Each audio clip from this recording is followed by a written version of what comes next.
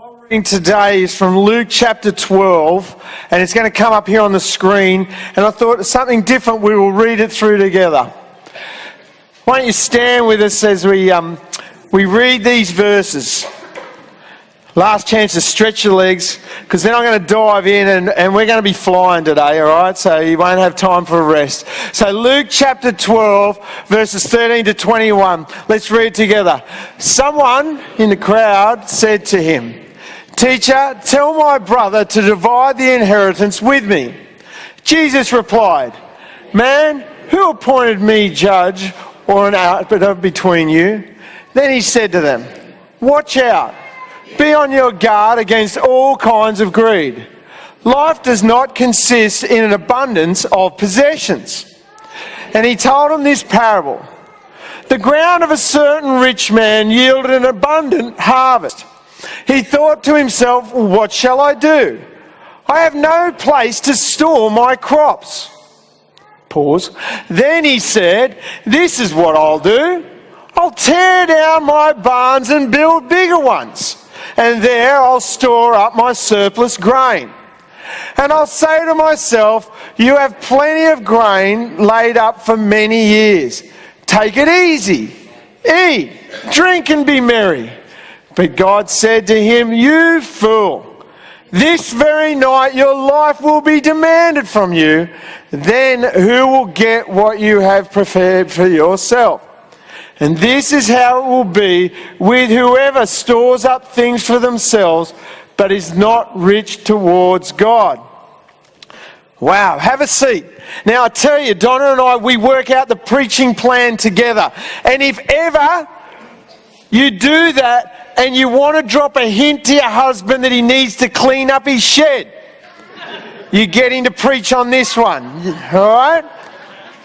Ladies, it's hard not to want to go home and clean a few things up after you've read those verses. So for me, I know what I'll be doing later this week. So we continue on our Kingdom Giving series. And this is a series we do every year where we look at what does God's kingdom say about my generosity. And last week, Louise talked about the idea of moving our mindset. That we don't get laboured down by this thought of, oh, I have to give to God. But we actually shift gears and go, let's look at this a little differently. Let's look at the fact that this is God's and actually we get to give some back to Him. And today I am moving on with this idea of how big is your barn? Can I say we've got a great barn over here? Our team have put it together, and as you can see, they've filled it with stuff. All right? And it comes from the idea that Jesus just challenged us about here. This parable. This guy was wrestling with greed, and Jesus said, this guy, a farmer had a barn, and it was full. And then he got more grain coming. He had a great harvest. And he then wrestled with, well, what do I do? He said, I'll tear it down and I'll build bigger ones so I can accumulate more, so I can get more stuff. You know, when I first read this, or the thought of paralleling, I thought, okay, this sermon today is about greed. And I thought I can switch off.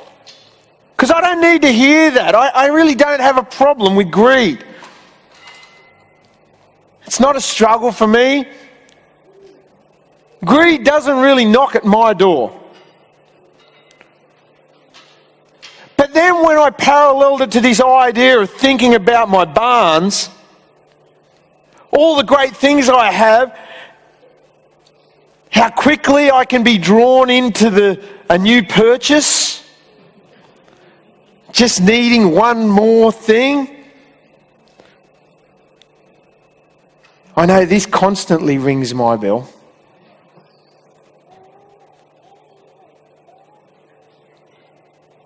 So if greed and the desire for more are related, then I need to listen to this message today. I don't think people like the label of greed. But if some way it's connected to stuff, I'm going to listen today. Because I know at my core, I'm a barn filler.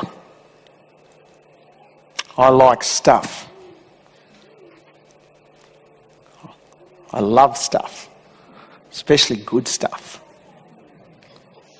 What about you? Turn to the person beside you.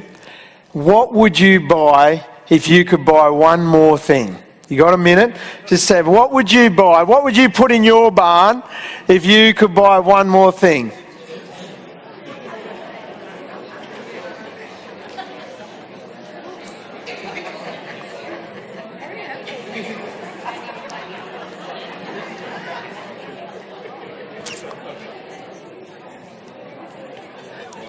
Now, did anyone just hear from the other person something really bizarre that you're willing to shout out?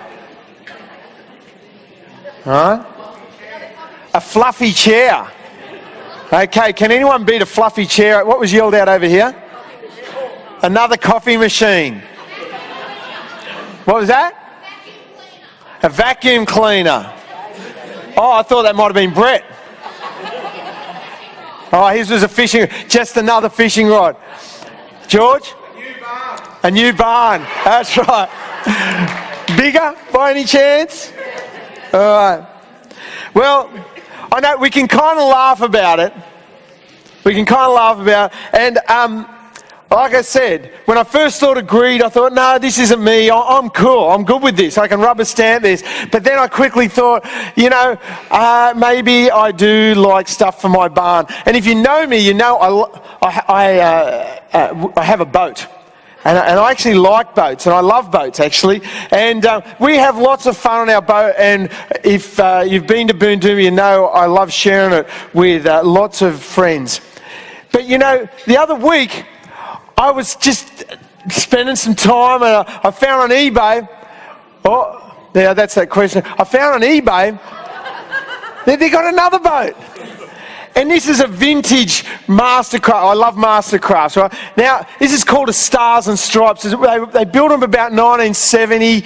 And, mate, this is like your retro old school, like the wraparound windscreen. And, what started out as, gee, that's a nice boat, quickly became, how could I fit this in? Now, you all know you can only drive one boat at once, but I was starting to crunch the maths of, we go to Sydney, maybe we could leave one there, we can leave one up here, and how I could pay for it. You know what? And it's like, behind me, Satan. All right? Because I quickly found that, you know what? And Don, we can still talk about it later if you'd really want it. It's still on the market as of Friday. What it actually tells me is that when I drop my guard, it is amazing how quickly I can find myself romancing the need for more stuff. And the crazy thing is, I've got a way better one than that in the garage. And I still wanted another one. We won't even talk about the 1956 Ford F100 that I want to bring in from America. Just saying, how good would that look in the minister's parking spot? Just saying. Hey, come up here, whoever said that. They got the right idea. He said, put the boat on the back of that. Yeah. Mate, this sermon's starting to sound therapeutic. Yeah. But for some of you, this makes no sense. You hear this and it's just like, Toddy, you've been ridiculous. But for others, we find comfort in our stuff. We find joy in our stuff. Our identity is in our stuff. We cling to it as if it was a life raft. We take ourselves We talk ourselves into needing it. And we talk ourselves out of ever letting it go. How could I ever let that go? You see, Jesus was ultimately showing us another way that Satan attacks the generous life. You know, how does God work against generosity? How does Satan work against generosity? Sometimes it's in accumulating stuff. And he said, you know what? We get to a point where the only way forward is to build a bigger barn. And why there's not many people building barns today, I've got to tell you, it's no different. You know, I looked up some stats on storage hire units. All right? Now, so in America, in 2015, 10% of the US households hired a storage unit. Look at this one in 2016. The USA spent $32.7 billion on self-storage.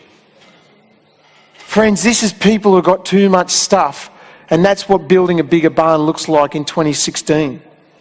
You know, I couldn't find any stats on Australia, but I've got to say, I don't see too many storage places going bankrupt. So it tells me that actually we've got a stuff problem as well. We're building bigger barns all around. You know, so what does Jesus want to say to us about this passage? Just 3 quick things I want to dive in, because I think you get it. You get what he's saying. The first thing I think he wants to know is this isn't about wealth. It's an issue of the heart. All right? He never had a problem with the fact that this guy was a rich landowner. And the fact that he already had a barn full. That wasn't what cursed him. It was the fact that he didn't know when enough was enough. You know what? Once he got to that point of abundance, he didn't know when to let it go. It wasn't about the money, what he had. It was about his heart. He could never reconcile how to open his heart to think, you know what? I've got so much now. I'm full. Actually, wouldn't it be good just to free for all, open it up? You see, because when the heart's not right and we focus on our stuff, we forget about the people around us. Because greed looks at self, but generosity is usually looking outward. Greed looks at self, but generosity. So when we focus on our stuff, we're not focusing on others.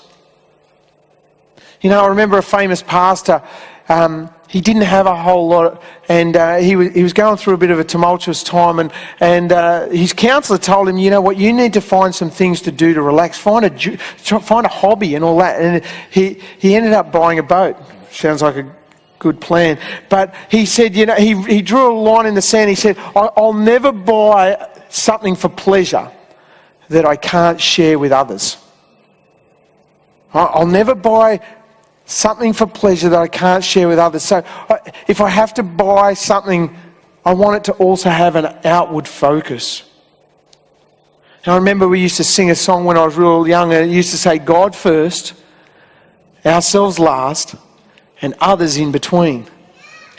And basically this is just again telling us that we put God first, and then we look outwards. We need to have our heart right, that outward focus. Secondly, this tells me, and what God's trying to say is, you know what, we will not find comfort in our stuff. And I know that there are people that are drawn to stuff to fill a void or to cover a wound. To fill a void or cover a wound. You know, the guy who was told he'd never amount to anything, if I can just get one more sports car in the garage, that'll show him. It's not about the car. It's about the wound. That'll show them. You know, we've all heard of comfort eating. You know, people who, a box of tissues and a bowl of ice cream, that'll see me through. Well, you know, for some of us, half an hour on eBay with your PayPal account beats a bowl of ice cream any day. If I could just have one more, that next one will make me feel so much better. You see, God has designed us to live, to be relational beings, to be around people. You were made to support me, and I was made to support you.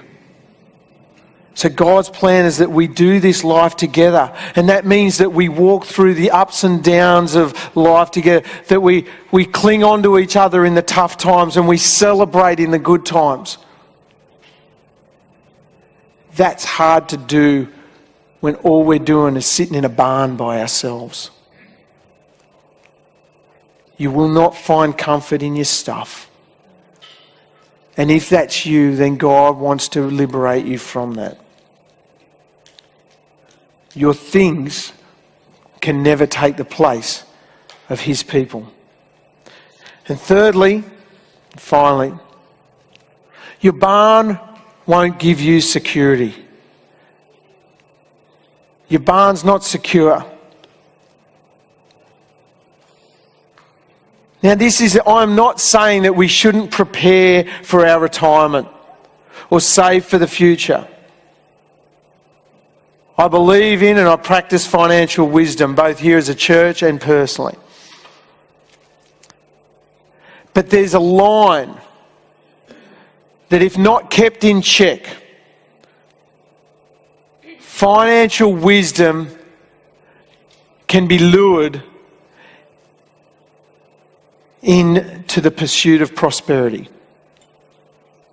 All right? What starts out as this is financial wisdom can be lured into, or the grey area in which it goes is to the pursuit of prosperity. So it actually lures me into wanting stuff and finding security in my stuff. There is no security in building bigger barns.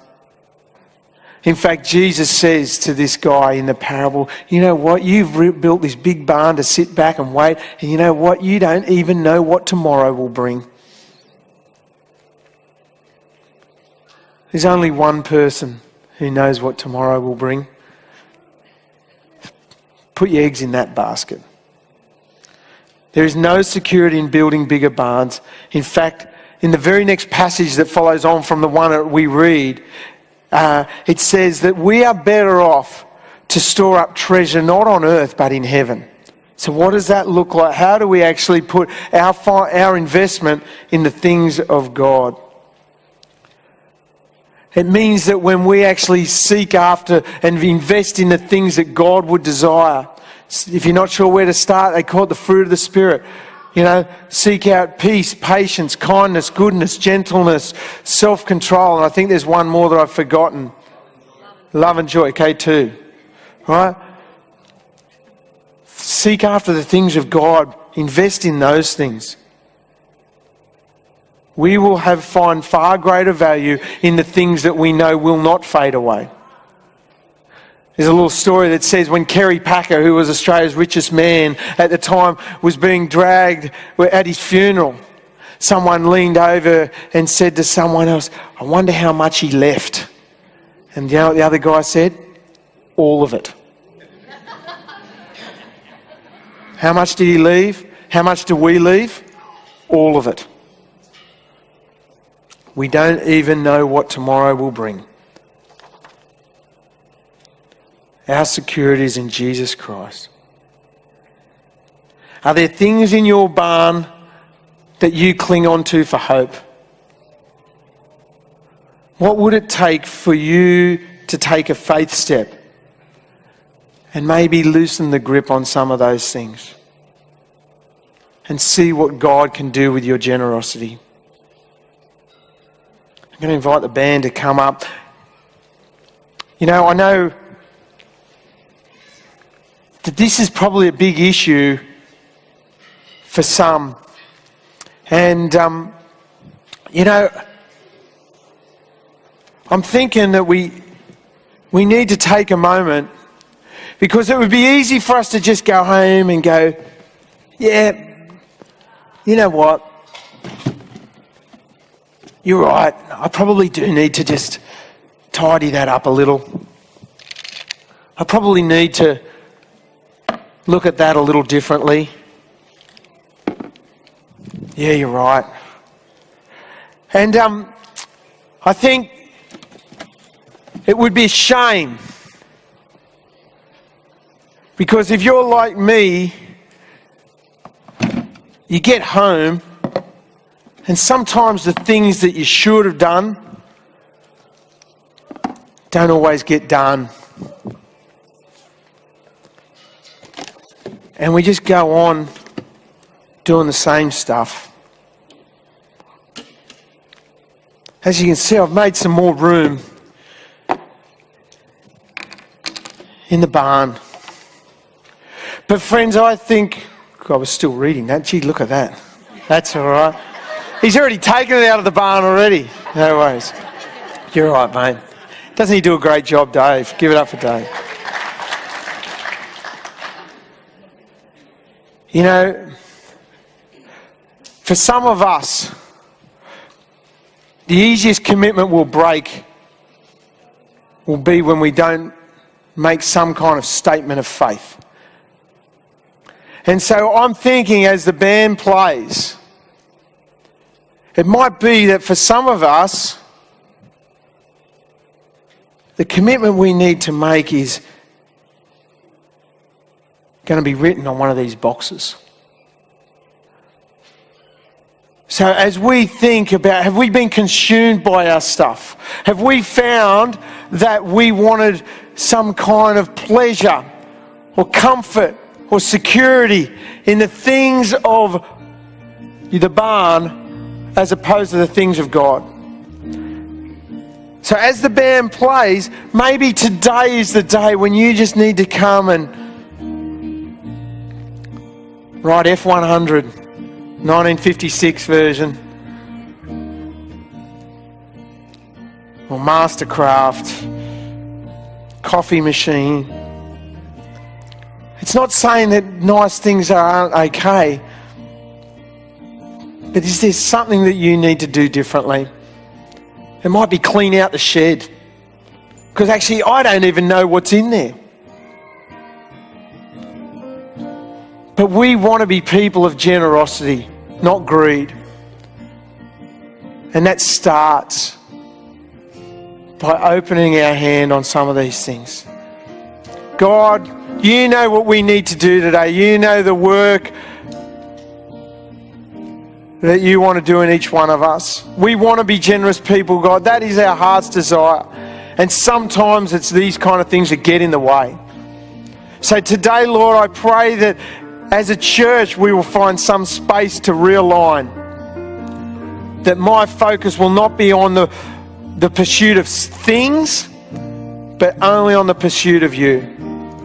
Have your way in us. In Jesus' name, amen.